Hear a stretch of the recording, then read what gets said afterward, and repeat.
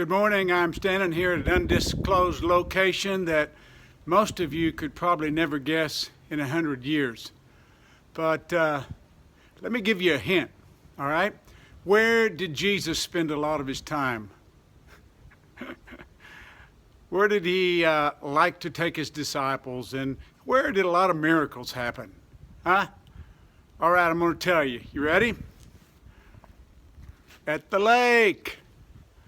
At the lake. Hey, I'm standing here at my daughter's home. They live right on the lake of the Ozarks, and wanted to bring you a lesson from here. So hope you enjoy it. Just a little bit different twist to it at this point. One of the biggest questions I frequently get asked is, what in the world is God up to? You know, we have all this uncertainty, we have all this upheaval, and people are like, wow, where is God in the midst of all of this? Well, let me talk about that briefly, all right? I want to start by saying that God has always been a God of nations. I want to be careful with this because I don't want to make this to be political today, but in order to understand what God is doing, you have to understand that God always works through world governments and through leaders. So God has always been a God who is pro-nation.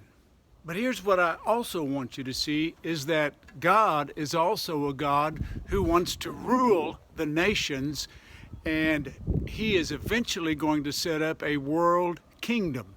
Now, Satan understands this. He knows this. So for millennia, he has been trying to raise up one world governments to mimic, to imitate the world kingdom that God is going to set up eventually on the earth.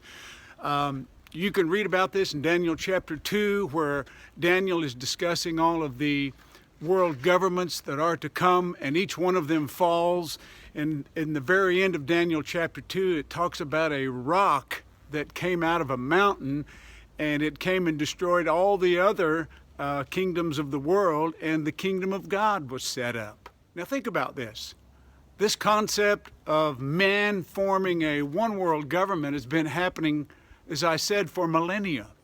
It first began in Genesis chapter 11, when all of the people of the earth came together and they built a tower to reach unto heaven, and God came down and scattered them, and he confused their languages. Too early for the kingdom. That wasn't God's kingdom, that was man's kingdom. So again, we find Nebuchadnezzar, we find Darius, we find all of these kings trying to set up world governments.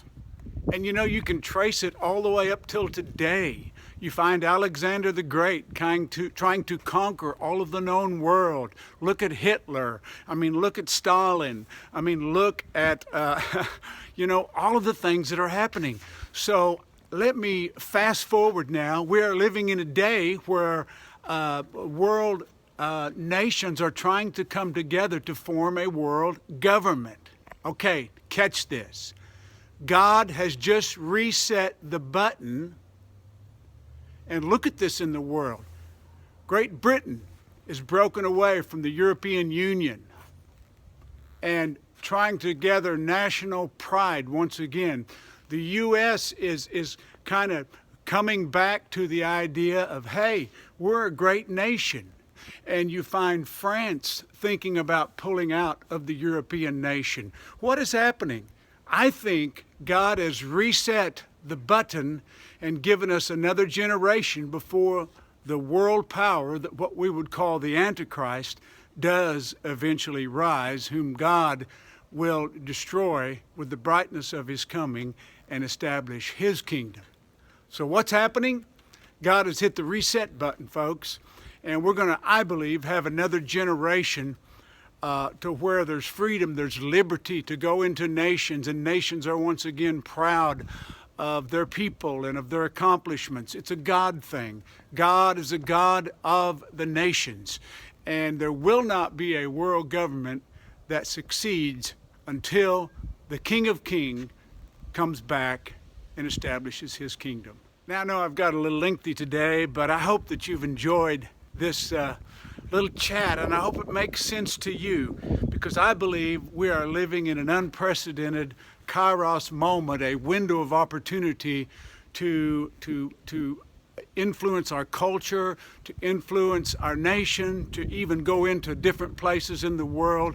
I believe God is in a lot of the change that looks so tumultuous.